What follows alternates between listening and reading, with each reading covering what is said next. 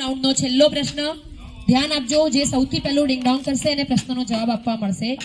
મારો પ્રશ્ન છે, એક ભાઈ પાસે કેટલીક મરઘી અને કેટલાક ઘેટા છે, તે બધાના માથા ગણવામાં આવે તો 25 થાય અને પગ ગણવામાં આવે તો 90 થાય.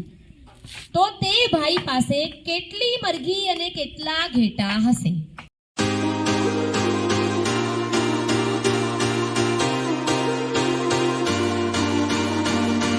સત્યમ ટીમ 25 ગુણ મેળવે છે.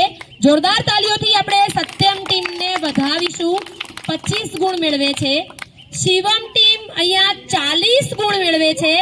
Very good. જોરદાર તાળીઓથી આપણે શિવમ ટીમને વધાવીશું.